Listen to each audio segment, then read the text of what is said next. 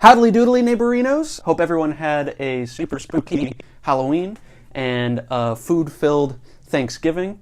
Hope you got to see all your family, and I hope they reminded you how much you hate them. In recent news, I changed the name of my channel, so go ahead, check that out down below. Welcome back to another video, and I hope this one is just as disappointing as the last few.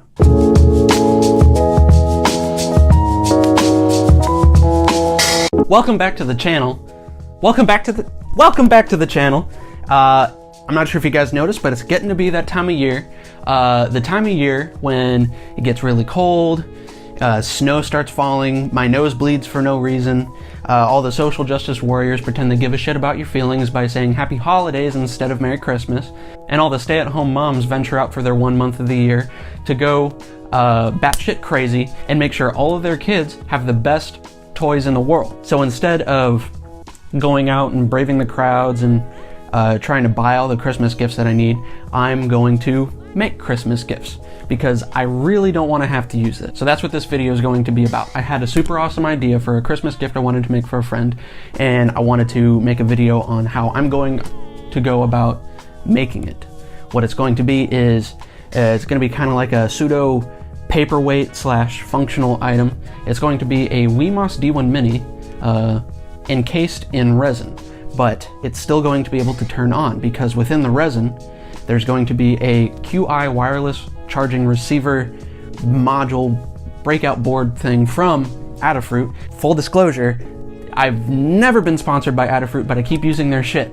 So Adafruit, the fuck, come on. Anywho, before I go off, with the charging receiver hooked up to the Wemos D1 Mini, it's still going to be able to turn on if you take this brick of resin and Wi-Fi chip and sit it on top of a wireless charging mat. But it doesn't stop there. I want it to at least look cooler than it already sounds. So I'm going to take a ring of individually addressable LEDs, again, from Adafruit, wire that to the Wemos D1 Mini, program it in a way that it makes some cool lighting patterns and shit like that, and make it so you can control it over Wi-Fi. That's my plan.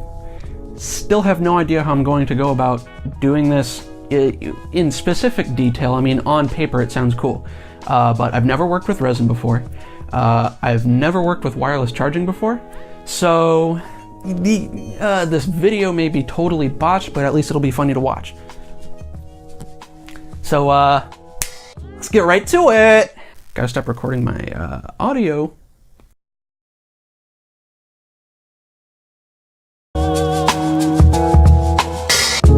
Alright, now listen, I may be dumb, but I'm not stupid. Before I do anything, I'm going to do enough research to make sure I don't waste, just a shitload of money on this. Because I'm a young adult, I'm not just rolling in cash, and so I can't afford to make all sorts of mistakes. So I want to make sure, since I'm working with things that I've never used before, like resin and wireless charging, that I get the right parts and I don't damage anything that doesn't need to be damaged, okay? And so I was Googling around, and I actually found a great online blog.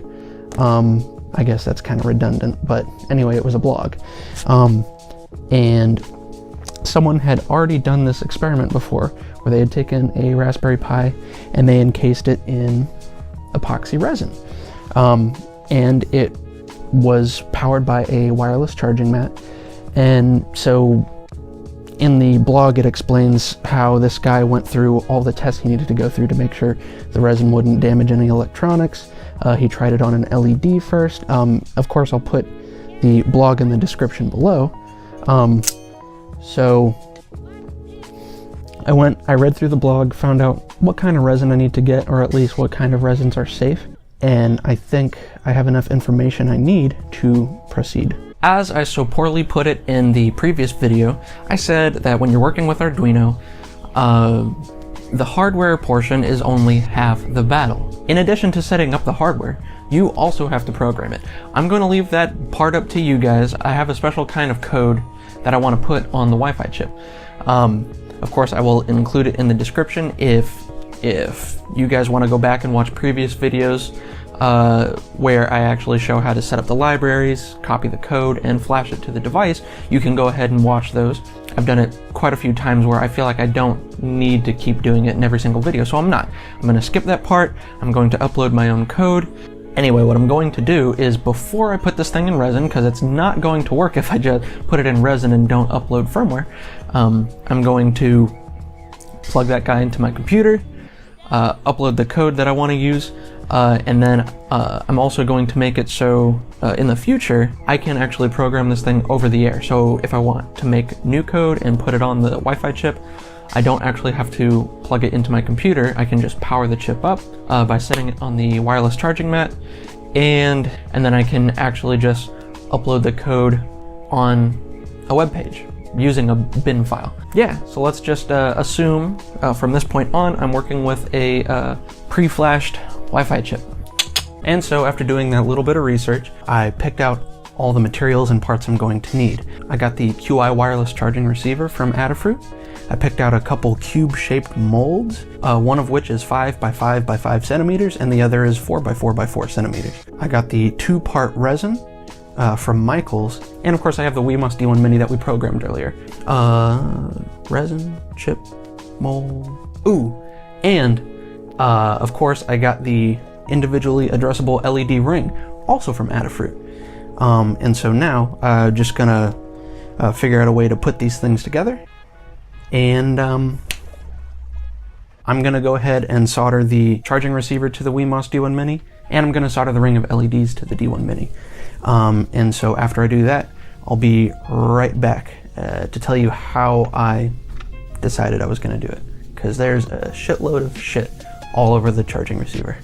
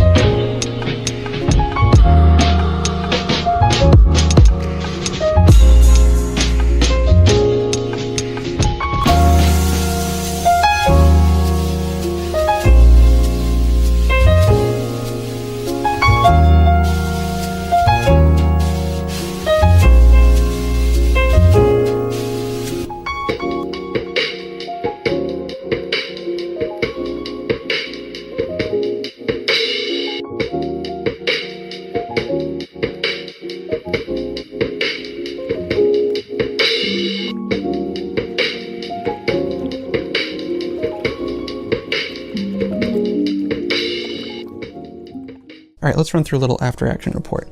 So here we have the QI wireless charging receiver. Here we have the Wemos D1 Mini, and over here we have the 12 individually addressable LED ring. And so what I did was, there's a bunch of solder pads on the QI wireless charging receiver, a bunch of options to supply voltage to some sort of electronic component. You have some solder pads down here, some solder pads over here on the left, and some solder pads up here. I chose these ones up here because you may or may not be able to see it. It's pretty small, but this supplies 3 volts of power. You have positive pad here and a negative pad there for 3 volts. And so I took wires and connected the 3 volt soldering pads to the 5 volt and ground on the Wemos D1 Mini. Don't ask me why I chose 5 volts. I was not paying attention because you have a 3 volt option right over here. Definitely could have done that. Anywho, so that is how I connected the charging receiver to the Wemos D1 Mini. Now if we flip it over, I want to show you how I connected the LED ring to the Wemos D1 Mini. you have a ground pad here, a 5-volt pad here, and a data input pin here. And so I took the data input pin, connected that to pin D1 over here, connected ground to ground, of course, and connected 5 volts to 5 volts. So actually, this is pretty inconvenient when you think about it. But there's 2 wires being connected to 5 volts. That kind of made it a bitch to solder. But it's okay, because it's soldered now. Alright, so it's about to get started with the whole resin portion of the project. I bought all the supplies I need, and I have them with me right now. I got some pour some out for the homie boys. I got some hardener. This is the shit that'll make you hard.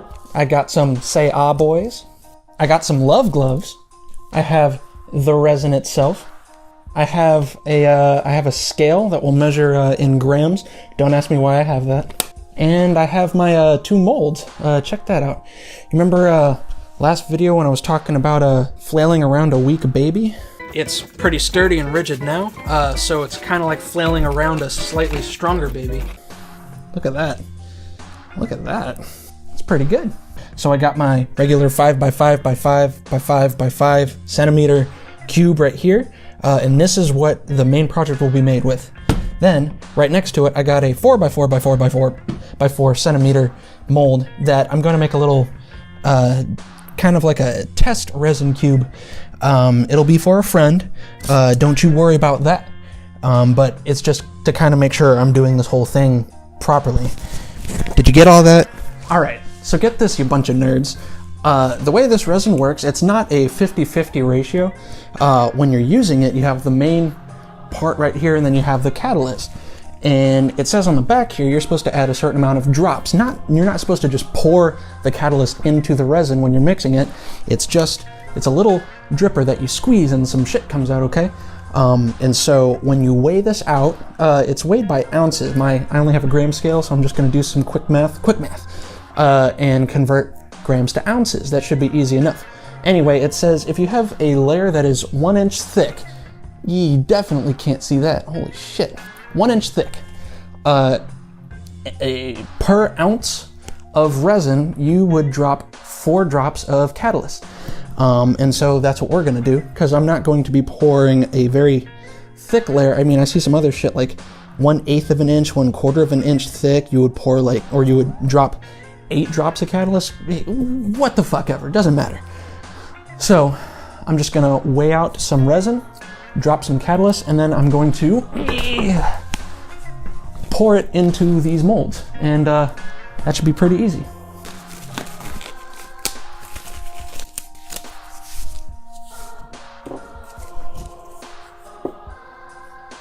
Okay, here we go. Here we go. Goddamn.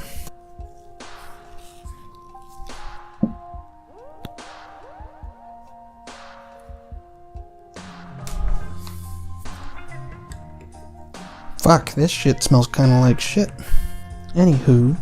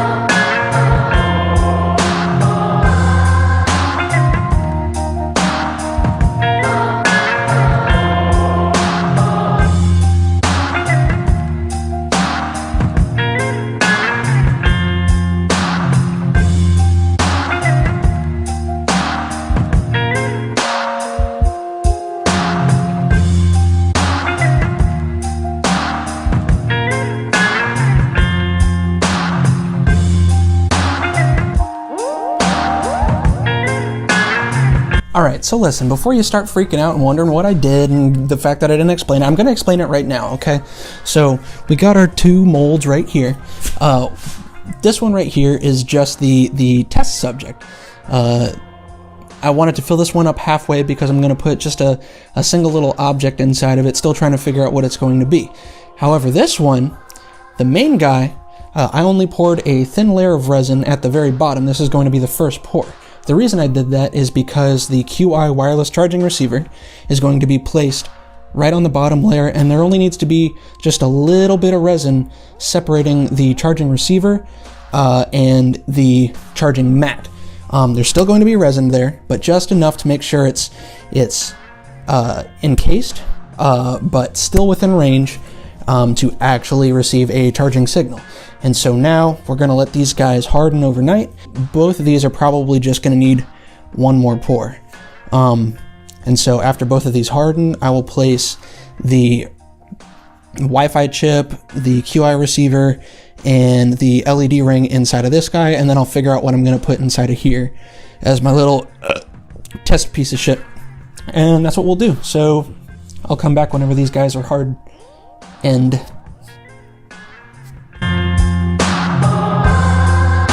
so it has been it's been a day, and the resin should be plenty hard by now. All right, so we got our normal guy right here. It doesn't look like much has happened because it's such a thin layer of resin. And then we got the test subject right here. Both are pretty hard. However, kind of leaves some fingerprints that you can see. Please don't copy this and take my fingerprints from me.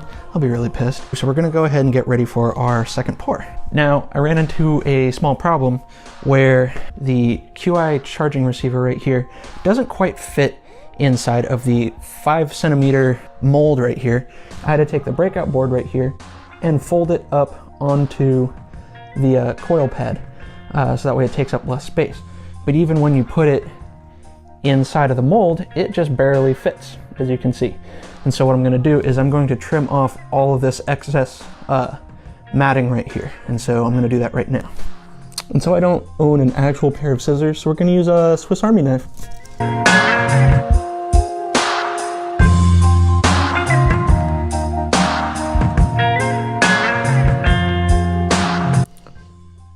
All right, that should do it there. Also, I have decided what I want to put in the smaller mold. I'm going to put a 555 timer right here. It's just a little IC. I don't use these because I just use the AT-Tiny 85s, which is just like a smaller, well, I mean, it's just as small as the same size 8-pin, whatever the fuck. I prefer to be able to program my little microcontrollers. And so I don't really use the 555 timer. So I figure if I encase this guy in resin, it's not really a waste. And so that's gonna go in this. So let's get to resin mixing, huh? Nothing like some gloves. Trust me, I'm a doctor. It's raining, it's pouring. The old man is snoring, bumped his head. I went to bed, fucking died by the morning. That sure is a lot. Damn, bro, what that resin do? Oh, yeah. All right, now let's do some quick math because we need to make sure we put the right amount of hardener in our resin, right? So let's get a calculator out. I never bothered to learn how many grams are in an ounce. So 7 ounces, so 28 drops, huh? Holy shit, I totally over poured last time. That's not good. That's not good at all.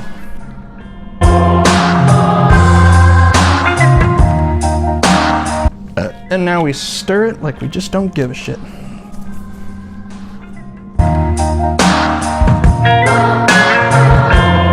Tell you what, while we're stirring, let's go ahead and set this guy over here. I have a strange feeling this is going to go very poorly. Ha, get it? Because we're pouring resin.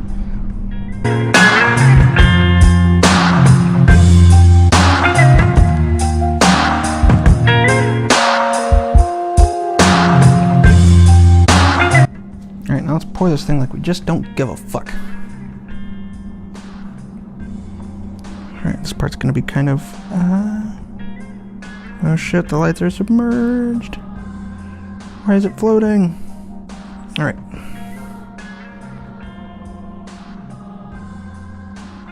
Fucking done. Count it. Wow. Made the perfect amount of resin. Holy shit. And this guy's starting to float just a little bit. That's pretty cool. All right, so there's an air bubble directly underneath the ring of light. And I'm going to correct that.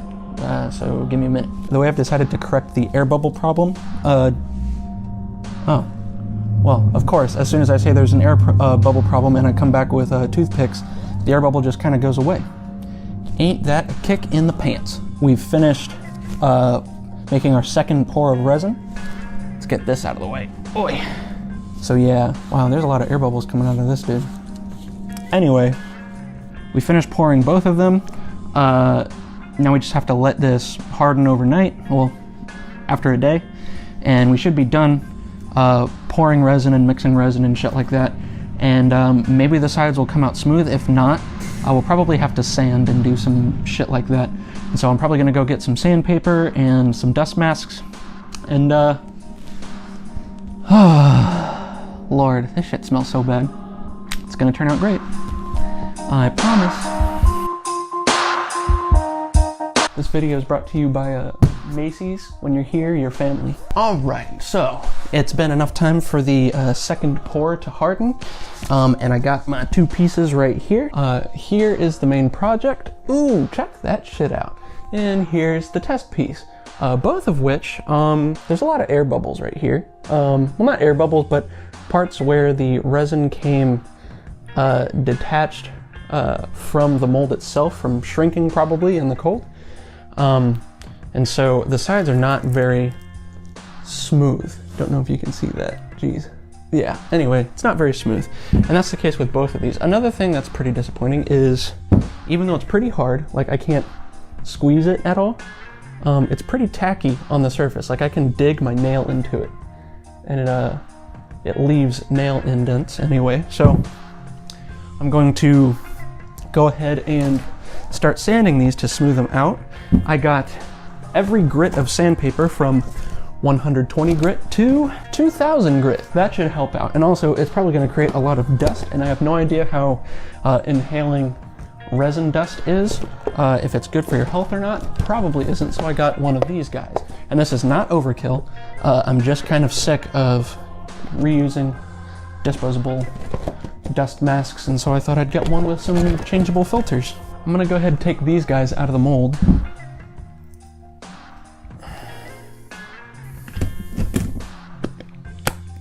There's like a weird floating piece of shit in there. Good Lord. It's leaving all kinds of fingerprints just from me touching it. It's so tacky on the outside, on the surface. So this is definitely gonna need some sanding. I mean, it's pretty clear on the bottom, but then as soon as you touch it, it just leaves shit all over the bottom, and I don't like that. So let's get to sanding.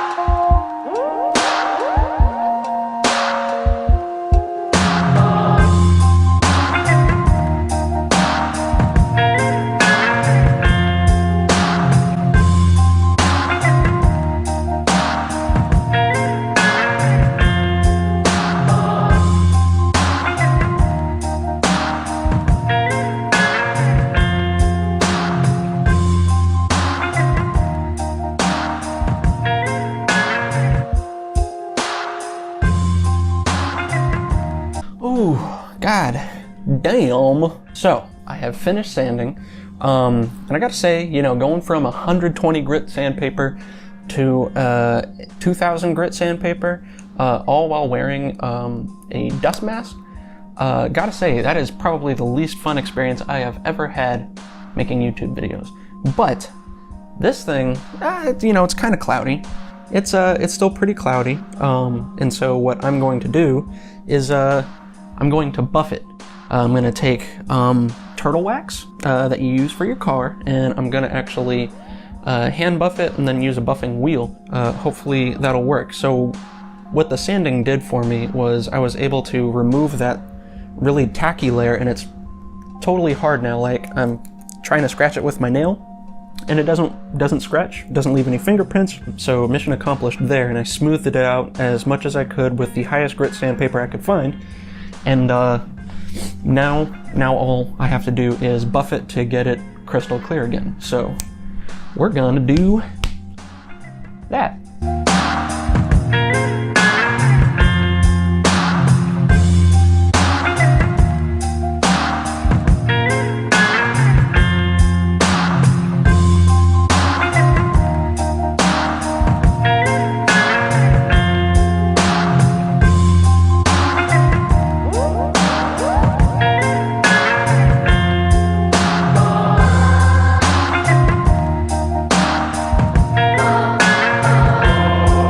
We are all done. Check that shit out. That is pretty cool. I gotta say, this turned out better than what I was expecting. The sides are really smooth, the corners are pretty nice, the edges are rounded off the way I wanted them to, and it's pretty clear. I mean, it's not as clear as when it was first cast, but I mean, it looked like absolute trash. And it still works.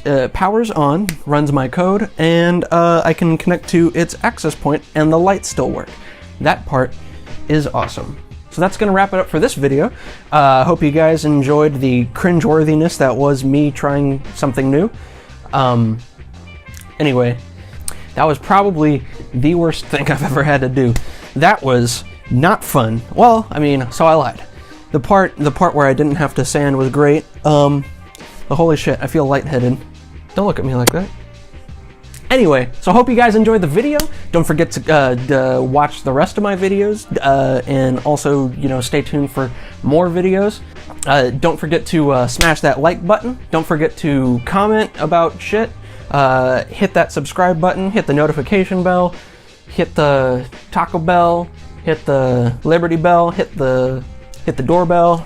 And geez, this thing is almost as much as a square as I am.